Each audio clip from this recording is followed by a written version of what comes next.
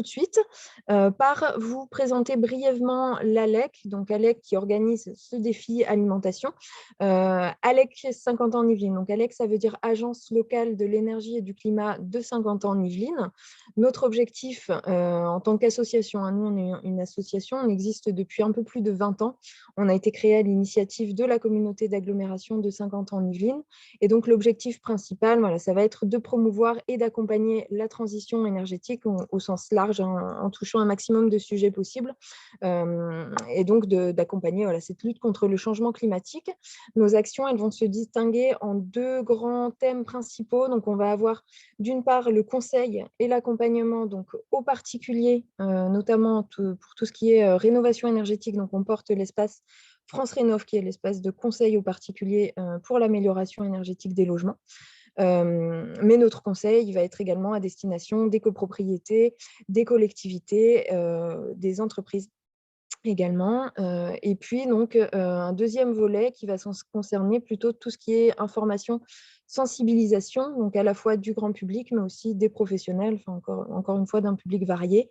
C'est dans ce cadre-là qu'on va organiser différentes visites de maisons rénovées, des stands sur différents forums, salons, etc. On organise tous les ans le concours de la maison économe qui va récompenser les rénovations ou les constructions performantes, de maisons performantes énergétiquement. Et puis, donc, l'animation de différents défis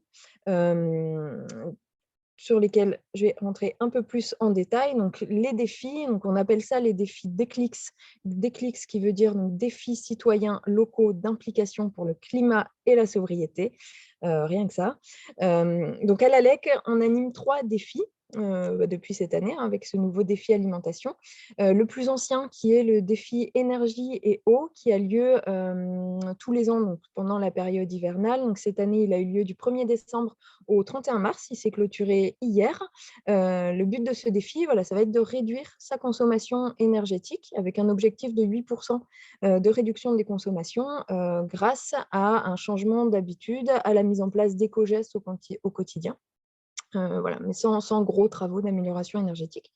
Deuxième défi, dont la 5e édition va bientôt débuter, enfin la rentrée prochaine, le défi zéro déchet, qui a lieu donc tous les ans à la rentrée, donc de mi-septembre à fin novembre, où là, l'objectif, comme son nom l'indique, ça va être de réduire la quantité de ces déchets. Grâce, encore une fois, différents conseils, rencontres, accompagnements, etc. Et puis, donc là, pour cette année, première édition du défi alimentation, donc, qui aura lieu sur les 2 prochains mois. Et je vais commencer à vous en parler plus précisément. Donc, le défi alimentation, je vous propose de vous en parler plus précisément, peut-être dans un premier temps en repositionnant le pourquoi on s'intéresse à l'alimentation, pourquoi c'est un enjeu aujourd'hui, notamment dans le cadre de la transition écologique. Et puis, donc, je vais vous expliquer plus précisément en quoi va consister ce défi. Alors, je regarde les participants qui arrivent au fur et à mesure. Alors, je n'ai pas précisé, vous pouvez poser vos questions si vous en avez dans l'onglet discussion. Il existe également un onglet questions-réponses. N'hésitez pas à intervenir par écrit et puis on relèvera ça au fur et à mesure. Donc, ce défi alimentation, dans un premier temps, donc, pour repositionner le sujet de l'alimentation, je vais commencer par vous donner quelques chiffres par rapport à nos habitudes, à notre consommation. Donc, là, on va être vraiment sur des chiffres, des grosses moyennes selon vos habitudes personnelles, votre niveau un peu sur le sujet de l'alimentation. Forcément, ça va pas correspondre à ces chiffres-là, mais on est vraiment sur des grosses moyennes. Dans un premier temps, par rapport à notre consommation entre 86 et 2010, le temps qui a été consacré à la préparation des repas a énormément chuté, il a baissé d'un quart, ce qui a énormément changé nos habitudes de consommation puisque de plus en plus, on mange des aliments transformés, voire ultra transformés, des plats préparés, du surgelé, des conserves, etc., qui concernent notamment les fruits et légumes. Donc ça c'est de plus en plus rentré dans nos habitudes de consommation. Progressivement, on a commencé à manger de plus en plus sucré. La consommation de sucre dans notre quotidien et dans notre alimentation a elle aussi énormément augmenté, hein, entre les années 50 et même pas le début des années 2000. La consommation de sucre a augmenté de plus de 30 %. Elle a continué d'augmenter, hein, après les années 90 et 2000, même si voilà, aujourd'hui, on n'a pas forcément les chiffres les plus précis. Et puis, on mange de plus en plus gras, puisque pareil, entre les années 50 et la fin des années 90, la consommation de matières grasses a elle aussi doublé, hein, comme la consommation de produits transformés. Donc, on voit vraiment une évolution dans nos habitudes de consommation. Alors, ce qui apparaît pas sur cette diapo et qui peut être regardé aussi, c'est l'augmentation de la consommation de viande qui a explosé, hein, après la Seconde Guerre mondiale, mais qui, depuis quelques années, la tendance repart à la baisse. Voilà, donc on voit vraiment une inversion de la tendance par rapport à la consommation de viande. Cette consommation, elle va avoir un impact sur l'environnement, un impact carbone. Là, vous voyez 2 exemples de menus plus ou moins similaires, mais finalement pas tant que ça, qui nous montrent que voilà, entre la production de nos aliments, le moment où on va les jeter, si on les jette, l'étape de notre assiette va pas forcément, enfin va même pas du tout avoir le même impact carbone selon nos choix de consommation et la façon dont on va s'alimenter. Donc on a d'un côté voilà, un menu qui est relativement, enfin qui a un impact carbone relativement faible, très faible, en consommant de l'eau du robinet, en consommant du poulet, des légumes frais, des fruits qui ont été importés par bateau plutôt que, voilà, par exemple, par avion. Un menu où on a un impact carbone beaucoup plus élevé en consommant voilà, de l'eau minérale, du bœuf qui est une viande qui nécessite, enfin, qui a un impact carbone beaucoup plus important que la viande blanche, par exemple, en consommant des produits surgelés également. Voilà, donc nos choix de consommation ont un réel impact environnemental et notamment sur les impacts carbone. En parallèle, l'autre sujet qui va concerner l'alimentation, ça va être le sujet du gaspillage. Voilà, qui est encore, enfin, qui est assez énorme, hein, sur l'ensemble de la chaîne de production d'un aliment. Donc là, c'est celle que vous retrouvez, hein, en dessous, hein. On va avoir, en moyenne, alors si on rapporte ça au nombre d'habitants, on va avoir 150 kilos qui sont, gaspillés par an et par personne, hein, au total. Donc on est à plus de 10 millions de tonnes d'aliments gaspillés. Donc entre les phases, de production, de transformation, de distribution et de consommation propre à la maison ou en restauration collective. Voilà, on a du gaspillage tout au long de cette chaîne de production et de consommation. Et quand on se concentre vraiment simplement sur ce gaspillage à la maison, il reste assez énorme, hein. Donc là aussi, on est sur des moyennes à l'échelle française par personne, donc qui ne vous concernent pas forcément si vous avez déjà entamé une démarche un peu plus responsable vis-à-vis de l'alimentation. Mais en moyenne, on est voilà, sur 29 kilos, ce qui est énorme, hein, de gaspillage qui finit à la poubelle tous les ans. Donc cette alimentation, voilà, il y a vraiment des enjeux par rapport au fait de la rendre plus durable, plus responsable, puisque, donc, on l'a vu, hein, les évolutions de cette alimentation, elles ont entraîné une augmentation de l'impact environnemental, de l'impact carbone, et elles entraînent également une augmentation du gaspillage alimentaire. Aujourd'hui, en moyenne, notre alimentation, c'est entre 20 et 50% de notre empreinte environnementale individuelle. Donc, c'est vraiment un poste sur lequel on peut agir, hein. Donc, on peut agir également, voilà, les autres postes, ça va être les transports, ça va être le logement, ça va être la consommation dans un sens plus large. Mais voilà, notre alimentation, c'est vraiment un point sur lequel on peut agir pour améliorer notre empreinte environnementale. Plus largement, l'alimentation durable, son objectif, ça va être de voilà, faire en sorte que… alors je vois Karine qui vient d'arriver, que je vais nommer tout de suite en tant qu'animatrice. C'est bon, Karine, tu nous as rejoint. Voilà, donc cette alimentation durable, son objectif, ça va être de réussir à suivre un peu l'explosion, l'augmentation très importante de la population mondiale, hein, mais mondiale ou nationale d'ailleurs, et de pouvoir proposer une alimentation qui soit adaptée à tous, sans risque pour la santé, à un prix qui reste abordable et qui limite les impacts sur l'environnement. Donc, dans le cadre de notre défi aujourd'hui et pour les 2 mois qui viennent, l'objectif principal, voilà, ça va être de nous poser la question de comment est-ce qu'on mange? Est-ce qu'on a vraiment une alimentation qu'on peut qualifier de responsable, durable, respectueuse de l'environnement et de notre santé? Et comment on va pouvoir revoir nos habitudes, apprendre à mieux manger pour limiter notre empreinte environnementale, en préservant notre santé et surtout en ne dépensant pas plus d'argent. Donc, 3 grands thèmes qui vont être traités pendant ce défi.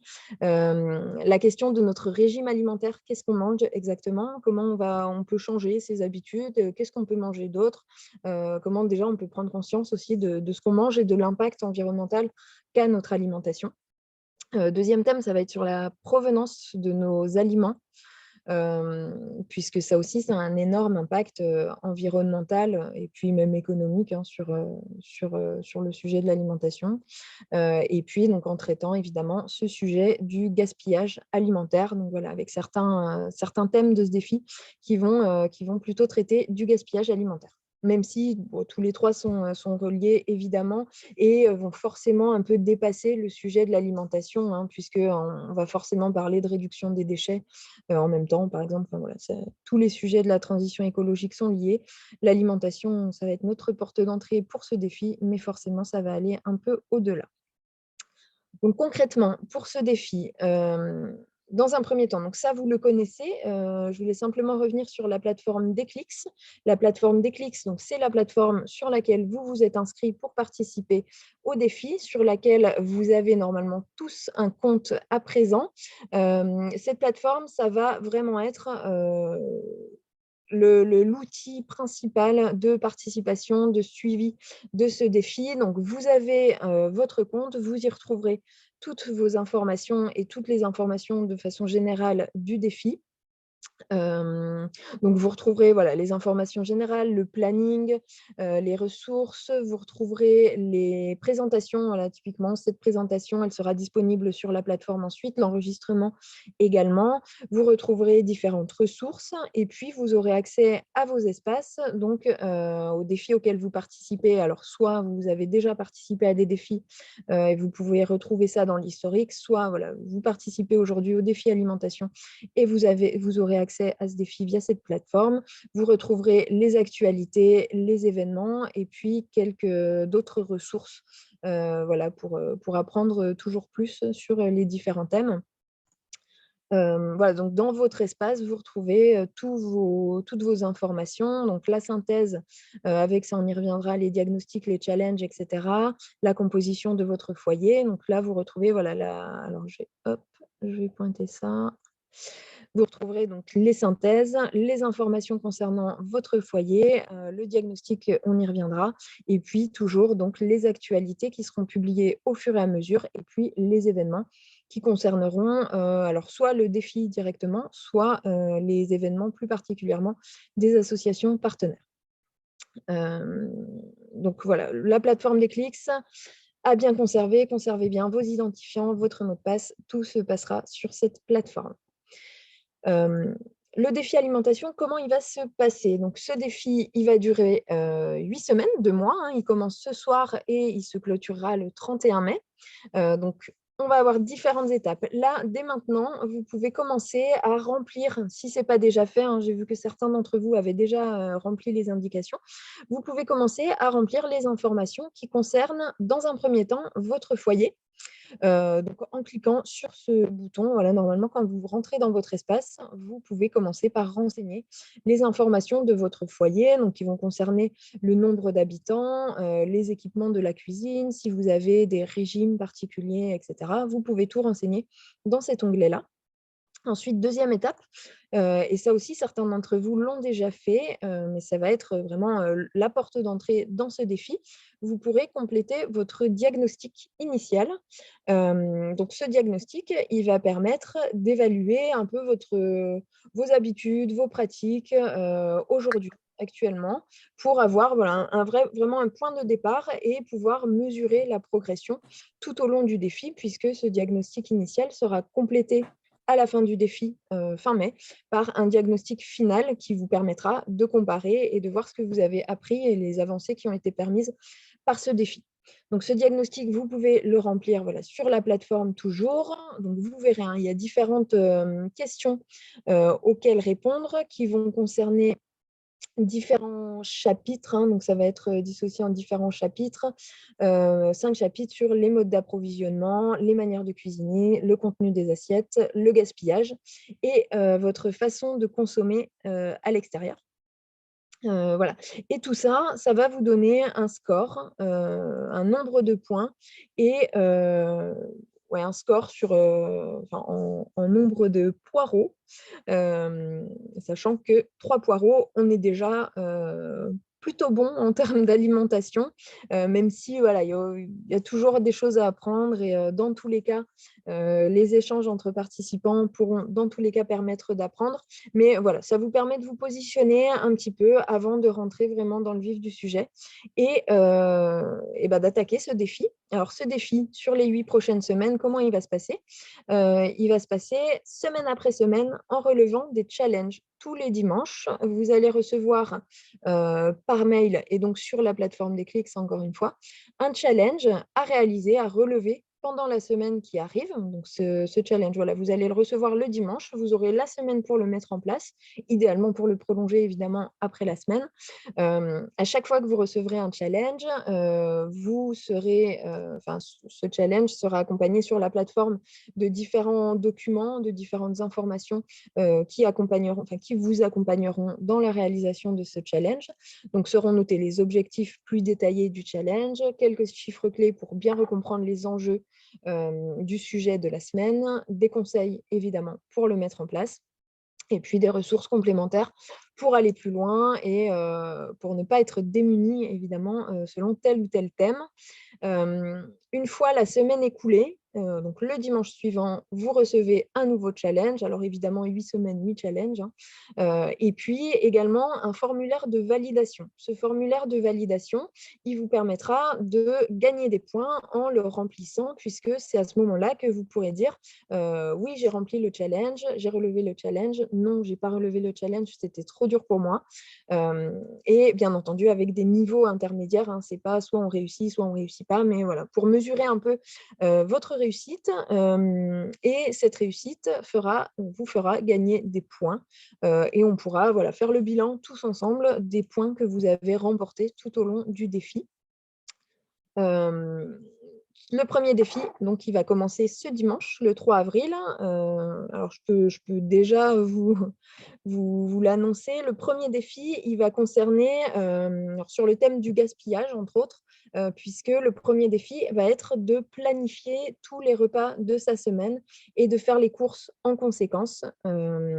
Voilà, pour avoir une réflexion sur ses habitudes d'alimentation, pour éviter le gaspillage en prévoyant uniquement les quantités nécessaires à la réalisation de nos repas pour la semaine.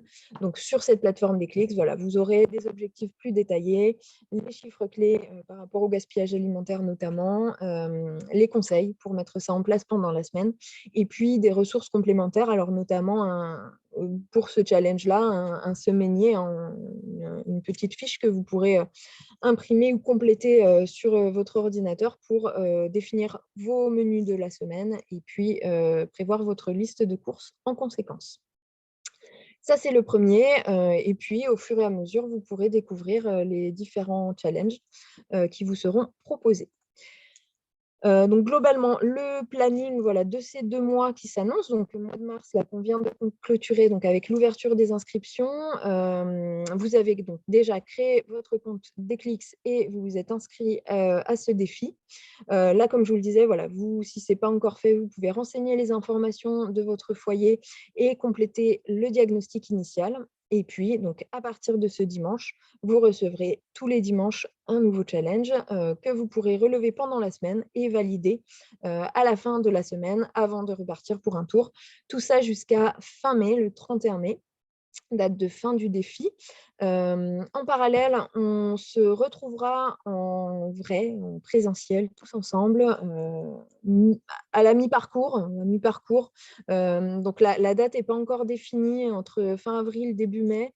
Je vous solliciterai directement via un petit sondage pour voir quelle date vous conviendrait le mieux. Voilà, le but de cette rencontre, ça va être d'échanger tous ensemble, de prendre contact, de se rencontrer tout simplement, et puis de rencontrer les associations partenaires de ce défi, donc qui vont intervenir ce soir, hein, mais que vous pourrez rencontrer de façon un peu plus sympa pendant cette rencontre-là.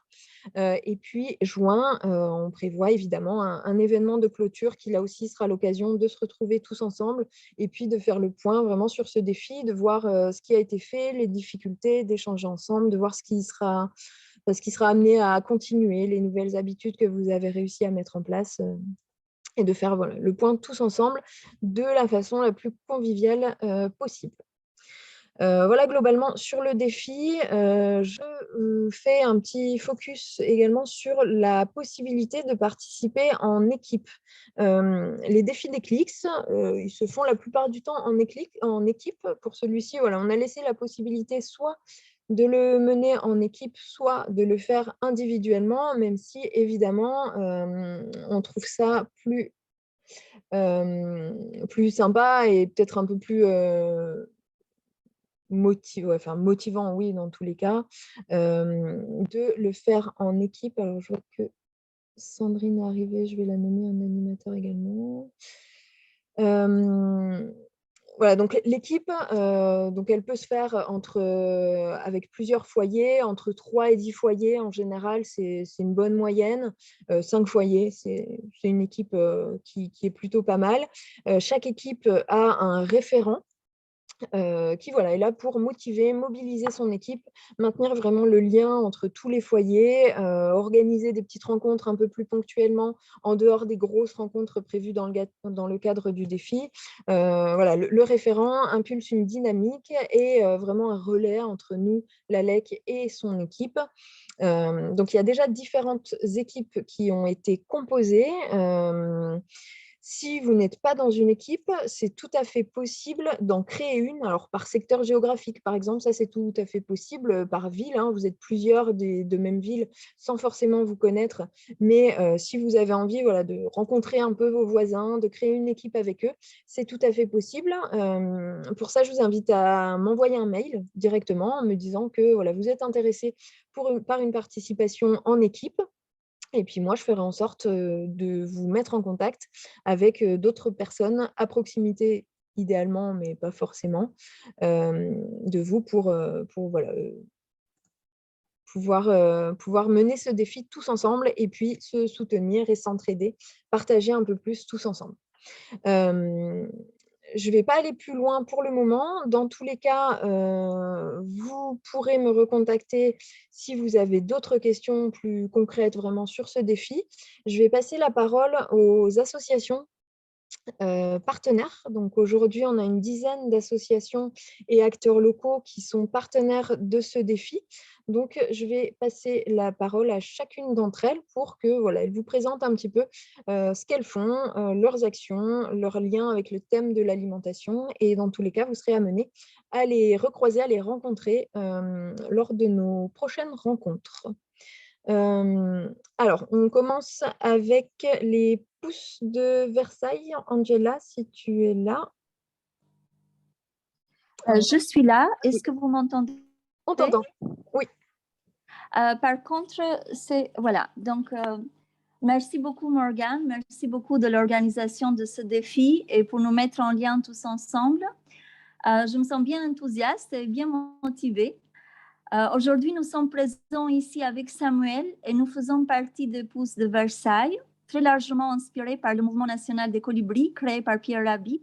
J'aimerais bien commencer la présentation des Pousses de Versailles avec une phrase de Renaud Anzieux, qui est l'initiateur des colibris de Versailles, qui est devenu ensuite en 2020 les Pousses de Versailles. Fin 2014, cherchant une association pour agir et pour partager des valeurs et des actions pour prendre soin de l'environnement, des autres et de moi avec bienveillance, c'est vers le mouvement national des colibris que je me suis tournée. J'ai cherché à relier des personnes ayant ces mêmes intentions. Aujourd'hui, on peut dire merci Renaud, car suite à cette démarche, initiative individuelle et en se mettant en lien avec les autres, nous sommes plus de 1000 habitants de Versailles, mais aussi des communes limitrophes, Viroflay, Vélizy, Buc, Noisy-le-Roi, Juin-Jossas, Le Chesnay, etc., qui nous sommes reliés, inspirés et soutenus pour bâtir des modèles de vie en commun respectueux de la nature, de la vie et de l'être humain. L'idée, c'est de faire sa part, d'agir par soi-même, d'initier des actions individuelles avec une proposition de prise de conscience que nos actes quotidiens sont très importants. Nous sommes convaincus que notre changement de comportement individuel est fondamental et que nous pouvons changer le monde quand nous changeons nous-mêmes. Donc voilà, c'est cette croyance fondamentale qu'agir ainsi permet sans attendre, ici et maintenant, de faire en sorte d'améliorer ma vie, la vie des autres et aussi la planète et notre environnement. Il n'y a pas d'adhésion au pouce de Versailles. Chacun est libre de participer ou pas à une action ou un projet. Concrètement, à Versailles, depuis début 2015, nous proposons plus de 1000 activités par an réalisées par les habitants, les associations, en lien un avec l'autre. Il y a des événements, des ateliers, des projets, des séances de cinéma, des conférences, des chantiers nature pour être et agir dans la transition écologique. Il existe aujourd'hui 15 groupes d'activités actifs et réguliers qui mènent des actions sur la réduction des déchets, des jardins partagés, la biodiversité, la réduction d'énergie, l'eau naturelle, l'éducation, une monnaie locale vers un système d'échange local, une ressourcerie, l'usage des outils numériques, l'alimentation et la communication non violente.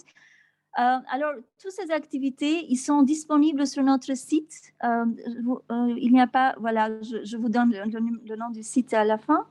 Et il y a une lettre d'information qui est envoyée tous les 12 jours. Cette lettre d'information, beaucoup de gratitude pour Gaëlle qui le prépare parce que cette lettre d'information, ce n'est pas seulement une source d'information, mais elle est en elle-même une source d'inspiration.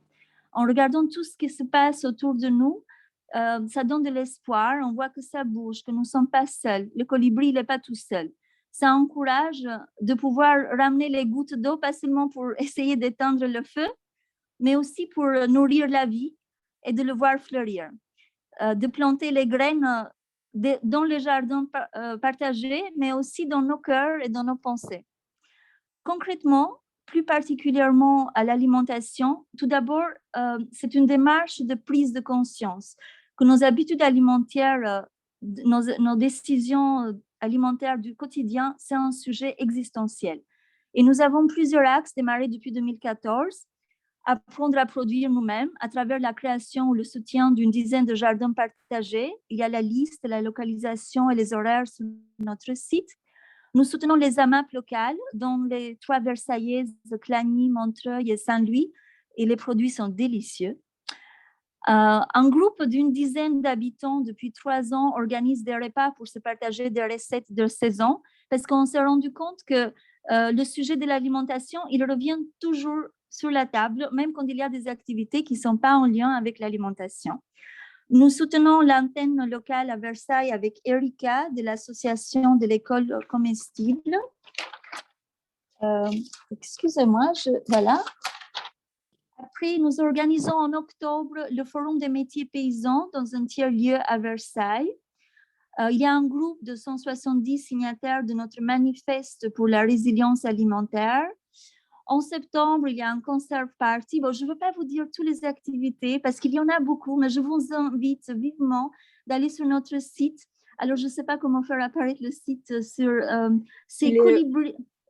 Oui, alors je précise, pardon Angela, je te coupe. Vous aurez la présentation tous après en PDF et en fait les liens sont intégrés sur toutes les diapos. Parfait. Ça renvoie vers les sites internet des associations. Merci beaucoup Marc. Donc je vous invite parce que là vous allez vous inspirer et j'espère que vous allez participer chacun à son rythme et selon son inspiration. Merci beaucoup. J'ai fini. Merci Angela. On va continuer avec les colibris en transition. Alain, si tu veux prendre la parole. Oui, bonjour à tous. Alors nous, on s'appelait avant, il y a 3 ans, on s'appelait la Fabrique des Colibris. Et comme il y avait sur Rambouillet, et comme il y avait la Rambouillet en transition, finalement, on avait un peu les mêmes objectifs, et c'était un peu idiot de faire des actions un peu séparées. On a fusionné ensemble, c'est pour ça qu'on s'est appelé les colibris en transition. Hein. Donc, on a les objectifs des colibris et des villes en transition, quoi. Voilà.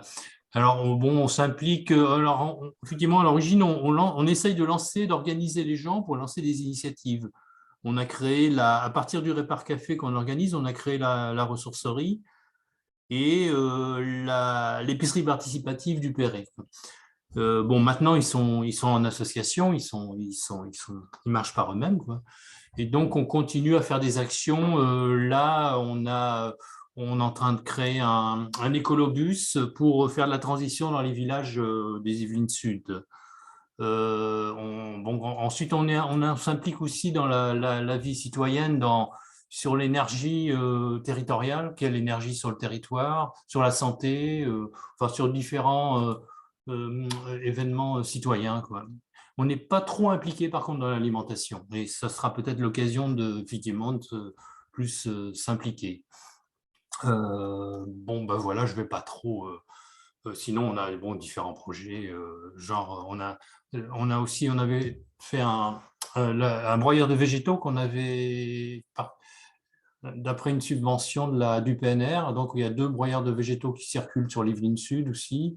Bon, on a des projets comme la bibliothèque d'objets et les vergers participatifs. Voilà. Voilà, bon, bah, je ne vais pas trop m'étendre. Voilà. Merci Alain.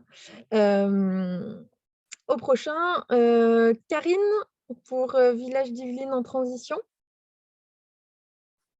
Alors, oui, bonjour.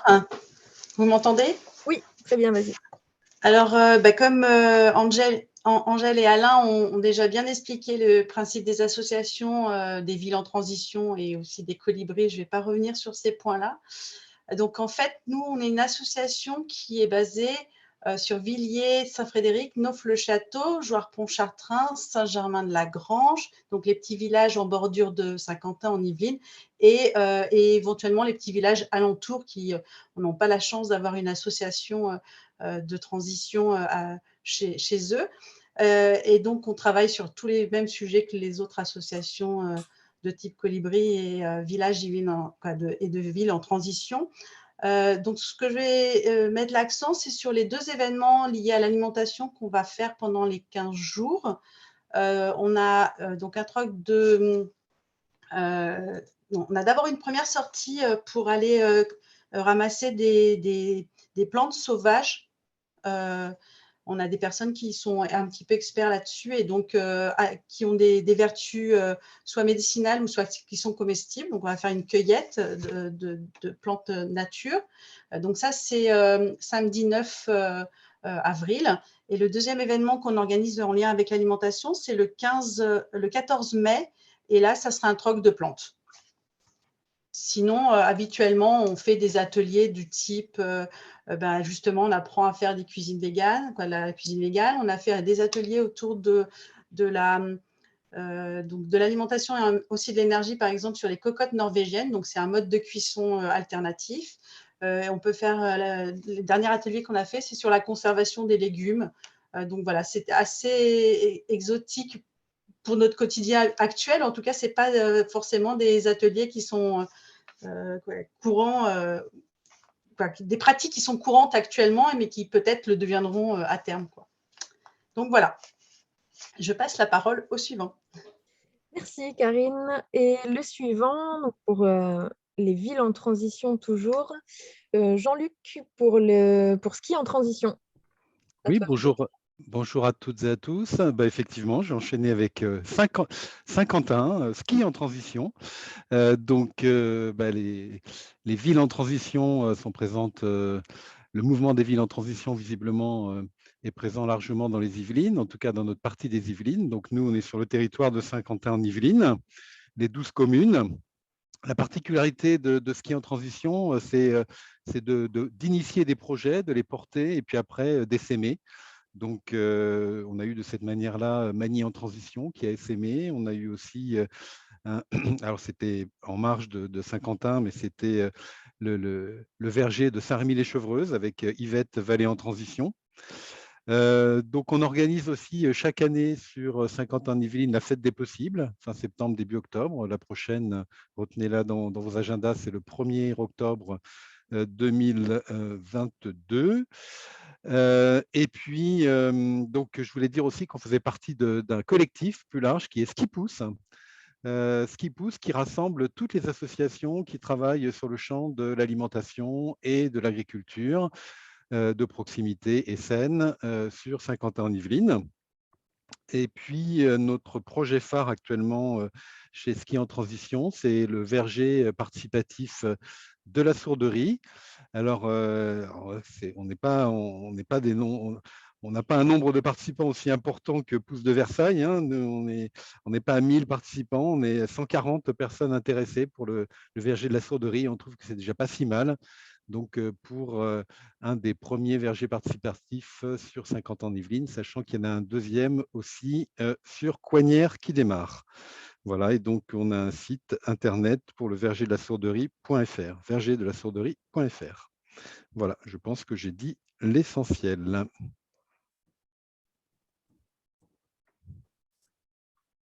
J'avais coupé mon micro. Merci Jean-Luc.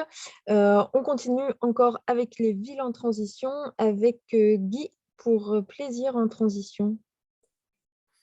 Eh bien, merci pour la parole. Donc, nous sommes ravis de rejoindre cette première édition du défi alimentation. Plaisir en transition est en fait une émanation de Ski en transition, puisqu'à l'époque, j'avais rejoint Ski en transition avant de créer Plaisir en transition en 2015. Nous sommes une centaine d'adhérents et nous œuvrons en commission. Donc, on a une commission sur le potager urbain et plus particulièrement sur un jardin partagé qui a été créé l'an dernier sur Plaisir. Nous avons une commission sur le zéro déchet et nous participons chaque année au défi zéro déchet avec l'ALEC. Une commission sur la sobriété énergétique et nous venons de terminer le défi famille à énergie positive. Enfin, aujourd'hui, ça ne s'appelle plus tout à fait comme ça s'appelle énergie. Nous avons également une commission sur l'écomobilité. Nous œuvrons beaucoup sur tout ce qui est aménagement cyclable sur la ville de Plaisir, mais aussi pour rejoindre les communes voisines. Nous avons encore une commission sur l'économie circulaire où on travaille, je dirais, justement sur des annuaires de producteurs locaux, ce qui nous permettra éventuellement de regarder où s'alimenter au plus près de chez nous. Nous avons également une commission santé-bien-être qui traite, comme son nom l'indique, de tout ce qui est bon pour la santé. Voilà pour Plaisir en transition. Nous organisons régulièrement des ateliers mensuels, des répars café principalement, mais aussi d'autres ateliers dans le domaine du zéro déchet et du jardin au naturel. Merci Guy. Bon, alors on avait encore une ville en transition, l'Éclay Villepreux en transition. Dominique n'a pas réussi à se connecter. Bon, on reste dans un système, enfin dans le principe des villes en transition. Je ne vais pas forcément rentrer dans le détail à sa place. J'aurais peur de ne pas en dire assez. Dans tous les cas, vous aurez le contact de l'association l'Éclay Villepreux en transition et puis dans un second temps, on pourra voir pour refaire une présentation. Donc je passe la parole au suivant. Claudie, si tu es là pour M. Bonjour à tous. On est ravis de vous rejoindre. Est-ce que du coup, tu as les... Oui, elles sont juste après. Ok. Bon, ça marche. Donc, M, ça signifie Alternative Unimontaine écologique et solidaire. Donc, on est sur Montigny-Bretonneux.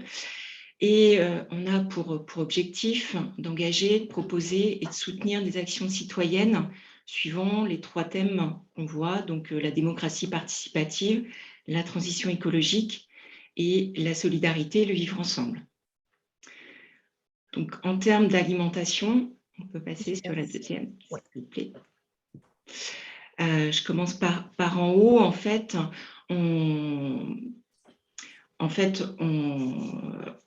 Globalement, en fait, on veut proposer, favoriser ou soutenir avec d'autres associations éventuellement toutes les actions qui sont indiquées sur cette page. Et on estime que chacun doit pouvoir accéder à une alimentation de qualité, donc si possible biologique et locale, que ce soit à son domicile ou dans les établissements gérés par la ville. Et du coup, ça fait le lien avec la deuxième action qui est une proposition qu'UM fait de mettre en place une cuisine centrale communale ou intercommunale afin d'avoir la maîtrise des repas servis aux enfants et de proposer un maximum de produits biologiques et locaux et dans des contenants réutilisables sans perturbateurs endocriniens, sans plastique. En dessous, en fait, on trouve tout ce qui est production locale. Donc, on veut promouvoir les productions locales par les AMAP, le maraîchage, les jardins partagés, donc pour permettre d'avoir une alimentation plus saine et de pouvoir réduire aussi la production de déchets. Sur la partie solidarité, on soutient le commerce équitable, donc avec des filières courtes et transparentes, donc qui permet aux producteurs de vivre plus dignement. Donc, par exemple, avec Artisans du Monde, notamment. Et sur l'éducation, il s'agit de sensibiliser à la réduction du gaspillage alimentaire, de partager des recettes de saison et de diminuer fortement la consommation de produits hyper transformés. Voilà pour M. Merci Claudie. On va passer rapidement sur la suivante aussi parce que la Sauce Régale n'a pas pu se rendre disponible pour aujourd'hui. La Sauce Régale, bon, rapidement, c'est un collectif qui est basé à Guyancourt, qui traite de différents sujets également, dont le thème de l'alimentation à travers différents prismes, là aussi, que ce soit en agriculture urbaine, côté AMAP, en jardin partagé. Enfin, voilà, il y a différents aspects sur le sujet de l'alimentation. Encore une fois, je ne vais pas m'étaler sur les actions de la Sauce Régale et vous aurez l'occasion de les recroiser par la suite. Je passe donc ensuite la parole à Christine. J'ai vu que tu nous avais rejoint, Christine. Donc, je t'en prie si tu veux prendre la parole pour l'Église verte et la MAP Saint-Martin. Oui, bonjour, merci, bonjour à tous. Merci de m'accueillir bien que j'arrive à la fin de la réunion. Désolée, on a trop de choses à faire en ce moment. Oui, nous, on a proposé à nos adhérents de ces deux associations, la MAP Saint-Martin, je suppose que vous imaginez tous l'intérêt pour une AMAP de réfléchir et d'aller un petit peu plus dans la réflexion autour de l'alimentation. C'est déjà un premier pas, je pense, quand les gens sont dans une AMAP, ils sont déjà sensibilisés à la question.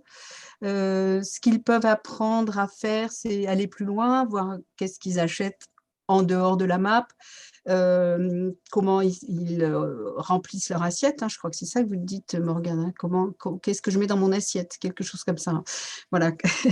Et en fait, c'est toujours l'intérêt de réfléchir un peu plus loin et puis, de se rendre compte qu'être AMAPien, ça n'est pas suffisant. Il faut aussi entrer dans un circuit plus large, plus global, plus politique et citoyen, politique au sens noble du terme, et citoyen. Donc, on a proposé le défi à la MAP, sachant que nous aussi, ce qu'on risque de proposer en lien avec la MAP, c'est soit un travail avec nos producteurs, soit proposer des ateliers directement avec les producteurs, de notre AMAP, qui sont une ferme qui est à Manille-les-Hameaux, qui n'est pas très loin, donc qui permet de faire peut-être un petit atelier sur place et du coup de voir carrément les légumes pousser, sans trop de plaisanterie. Et puis, tout ce qui est autour de la cuisine, c'est-à-dire apprendre à cuisiner les légumes de saison. Voilà, on pense pouvoir faire des propositions comme ça. Et on aimerait aussi, et ça c'est aussi le lien avec l'Église verte. Alors l'Église verte, c'est une association, l'Église verte regroupe des chrétiens qui pense que l'écologie est une chose absolument essentielle et qui, à la suite du pape François, ont décidé de se lancer dans l'écologie intégrale incluant en plus de la nature le prendre soin des plus pauvres. Et c'est là qu'on rejoint l'AMAP et l'Église verte, c'est-à-dire qu'on voudrait aussi proposer ces ateliers à des personnes à revenus faibles et qui justement ne peuvent, on voudrait leur apprendre que les légumes de saison, ils sont moins chers et que s'il faut apprendre à les cuisiner. Quand on n'a jamais appris à cuisiner un chou, on est devant un chou et on se dit mais comment ça se cuisine ça? Donc en fait l'idée ce serait de faire des ateliers avec les personnes qui sont par exemple à Baliski ou au Secours catholique. Baliski, pour ceux qui ne savent pas, qui ne sont pas de Montigny et de Saint-Quentin, c'est une boutique alimentaire. Voilà, et de proposer des ateliers de cuisine avec les légumes de saison. Et donc, l'Église verte, en plus, pour les gens qui rentrent au titre de l'Église verte, ça sera un atelier, on aura certainement un mi-parcours, un atelier un peu plus spirituel, c'est-à-dire de réfléchir au nom de qui, pour nous les chrétiens, on fait ces actions, pas les laisser seulement dans l'action, mais aussi réfléchir à qu'est-ce que c'est de prendre soin de la création. Voilà, j'espère ne pas avoir été trop longue ou trop absconde. Enfin, vous avez compris, tu as compris, Morgane? Oui, merci Christine. Oui, je voulais juste, c'est vrai qu'on n'a pas vraiment parlé des AMAP avant voilà, que tu nous parles de l'AMAP Saint-Martin. Alors, je ne sais pas si tous les participants connaissent, si tous les inscrits connaissent le système des AMAP. Dans tous les cas, ça fait partie des sujets qui seront traités au cours du défi. Et puis, vous aurez très, très, très certainement l'occasion de rencontrer ou d'avoir des contacts avec les AMAP plus proches de chez vous. Ouais. Bah, tu veux dire quand même 2 mots sur l'AMAP. En fait, c'est une association qui soutient des producteurs locaux. AMAP, ça veut dire Association pour le maintien d'une agriculture paysanne. Et donc, on soutient les producteurs locaux locaux ou un peu plus loin, mais enfin voilà, on est en circuit court et en circuit bio. Et c'est une solidarité qui s'inscrit au cours de toute l'année. Ce n'est pas le système des paniers, c'est le système des parts, en fait. On achète au début de l'année une part de la récolte, voilà, pour aller très vite. Merci, Christine. Et puis, on va finir donc, le tour des associations avec Sandrine et Flore du Parc naturel régional de la Haute-Vallée de Chevreuse. Je vous en prie, si vous voulez prendre la parole. Bonsoir, vous m'entendez? Oui. Bien, parce que alors, parfois j'ai des petits soucis de micro, donc si vous m'entendez, c'est parfait. Merci beaucoup pour cette introduction. Alors nous, on est ravis de rejoindre la dynamique avec le parc naturel, en sachant que donc, le parc naturel de la Haute-Vallée de Chevreuse, 55 communes, 2 départements 78-91, 6 EPCI et une charte, voilà, sur laquelle on se base pour justement impulser nos dynamiques d'expérimentation, en sachant aujourd'hui aussi qu'on est sur des thématiques autour de l'économie circulaire avec la révision de la nouvelle charte. Et du coup, également expliquer qu'on est vraiment là pour créer du lien. Donc, on est ravis de voir aussi dans les acteurs partenaires les colibris, les AMAP, qui font partie aussi de notre écosystème. On est ravis de voir la dynamique et on a besoin de cette dynamique territoriale, nous, parc naturel, pour pouvoir porter les actions, montrer aussi tout ce que vous faites de merveilleux pour justement nos territoires, et expliquer aussi qu'on est sur, comme je disais, cette expérimentation. Donc, on a un programme qui s'appelle le Sprint, donc qu'on travaille avec Make Sense, pour faire émerger aussi des projets autour de l'économie sociale solidaire. Alors, donc, il y a aussi une partie sur l'agriculture durable. Et donc, nous, ça fait aussi un lien avec nos activités. Et après, je vais laisser la parole à Flore, parce qu'on est également, on a tout un pan de finalement, de nos activités autour de l'alimentation durable, et c'est Flore qui gère cette partie de main de maître. Je te remercie, Sandrine, pour ce passage de flambeau et merci beaucoup pour toute cette présentation de chacun. Donc, c'est vrai que le parc, c'est des missions multiples. Nous, avec Sandrine, voilà, on va plus être tourné autour de l'alimentation, moi plutôt sur la partie agriculture, Sandrine pour toutes les dimensions, et elles sont nombreuses, économiques et sociales. Donc, un petit peu notre travail, il vise à rapprocher les producteurs, les transformateurs, les distributeurs, les consommateurs pour développer les circuits courts de proximité et la qualité de l'alimentation tout en répondant aux enjeux environnementaux, socio-économiques et locaux. Donc, pour la partie purement agricole, par exemple, ça va être un appui aux agriculteurs dans la diversification des exploitations, la valorisation des produits locaux, mais aussi pouvoir les accompagner dans le développement de meilleures pratiques agroécologiques notamment. C'est bon pour vous? C'est tout bon, si c'est clair pour vous. A priori, je peux poser une petite question? Oui, Karine, c'est ça? Ouais, oui, c'était juste à Flore ou à Sandrine. Où vous en êtes sur le projet alimentaire territorial? Je peux prendre la main si tu veux, Flore. Je t'en prie. Oui, alors du coup, côté Sud-Yvelines, parce qu'il y a plusieurs plans alimentaires territoriaux. On ne t'entend pas bien, Sandrine. Ah, bon, bah, oui. Non, je disais qu'il y avait plusieurs plans alimentaires territoriaux, pardon.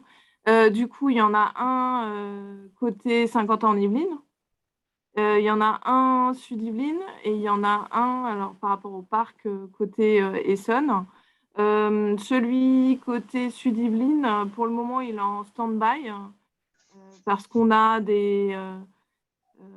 justement, on a eu un appel à projet, on a répondu à un appel à projet et du coup, il y a donc des discussions entre différentes communautés de communes. Donc là, pour le moment, on attend un peu de voir. Justement, il faut qu'ils se remettent autour de la table et puis qu'ils puissent discuter sur les enjeux. Mais en tout cas, nous, au niveau du parc naturel, ça fait partie de nos enjeux et nous, on continue tout le travail qu'on a pu mettre en œuvre pour le diagnostic. On a sorti notamment un livret des producteurs. On travaille main dans la main aussi avec les EPCI, les collectivités, pour pouvoir continuer ce travail sur la la restauration collective. Également, tous les enjeux autour de la transformation. Parce que là, on voit bien qu'il y a un manque. Et il y a aussi toute la partie autour de la logistique. Donc, on se rend compte qu'il y a des enjeux aussi pour rapprocher finalement les producteurs des lieux de vente sans passer par des chaînes compliquées en repassant par Rungis, par exemple. Enfin, bon, voilà. Donc, nous, parc naturel, on est sur ce sujet. Alors après, on l'appellera plan alimentaire territorial. Bon, voilà. En tout cas, nous, on est sur le terrain et on fait des actions. Merci. Une petite question? Oui. Oui, juste, c'est quelles communautés d'agglos qui sont dans le Sud-Yvelines pour le PAT? Alors, on a Cœur d'Yvelines, CCHVC, donc côté Chevreuse. Non, il y en a 3 du coup. Et il y a Rambouillet Territoire. Cœur d'Yvelines, Rambouillet Territoire, et l'autre, c'est quoi? C'est CCHVC. Versailles. Communauté de communes Chevreuse, Chevreuse. d'accord. Ok. Merci. Eh ben merci à tous. On a fait le tour des associations. C'est bon, ça fait un peu plus, ça fait 1 heure qu'on est ensemble. Donc merci grand merci aux associations qui ont été présentes ce soir. Alors forcément, là, voilà, on était ensemble pendant 1 heure, on a survolé beaucoup de sujets, on n'est pas rentré dans le détail ni de l'alimentation, du thème de l'alimentation, ni vraiment voilà, du fonctionnement des associations. Alors je pense aux AMAP, notamment aux EPI, etc. On n'est pas encore rentré dans ce niveau de détail-là. On aura l'occasion par la suite. Pour le moment, voilà, c'était l'occasion d'avoir un premier échange entre nous, de comprendre un peu comment vont se passer ces 2 prochains mois. En tout cas, on espère que vous êtes motivés. Dans tous les cas, nous, on reste présents, on est à vos côtés.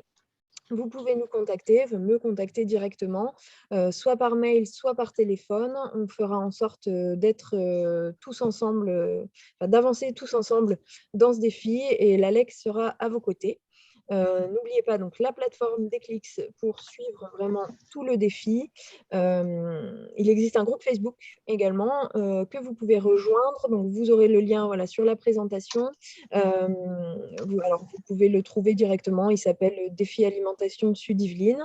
Et puis, voilà, donc premier challenge dimanche. Alors, j'ai par choix... j'ai justement pas eu envie de vous donner vraiment tous les challenges, les 8 prochains challenges pour laisser un peu de surprise quand même. Si vous êtes vraiment trop curieux, c'est possible de les trouver sur le site internet. Et oui, Alain, tu veux dire quelque chose, vas-y. Oui, je voulais simplement dire si les personnes isolées, ils vont rejoindre des groupes ou comment ça va en pratique alors? Justement, j'allais finir sur ça. D'accord.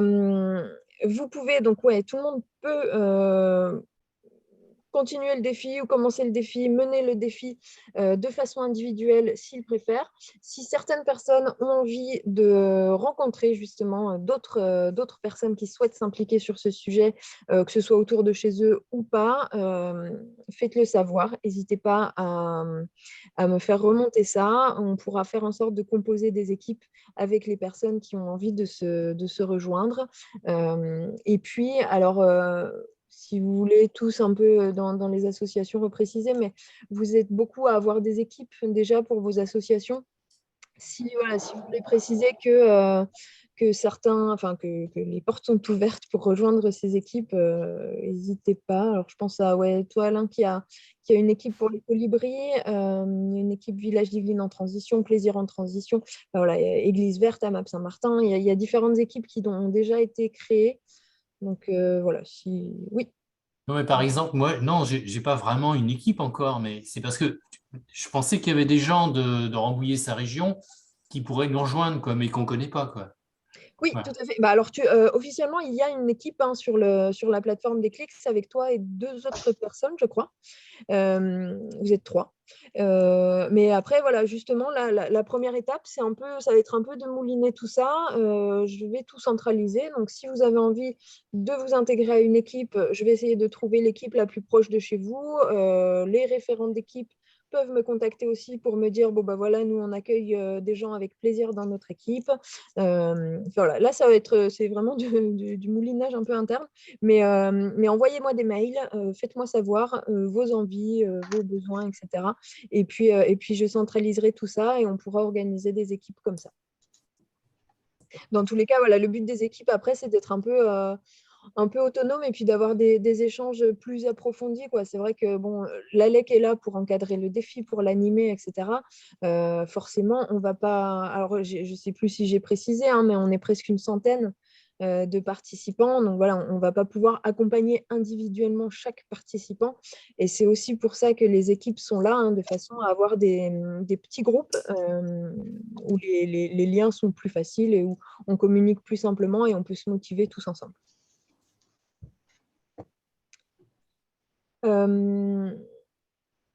Oui, Karine, je vois que tu mentionnes la deuxième rencontre mi-parcours. Ouais. La mi-parcours, donc c'est fin avril, début mai, ça tombe pile poil au milieu des vacances scolaires. Ça, on a bien vu.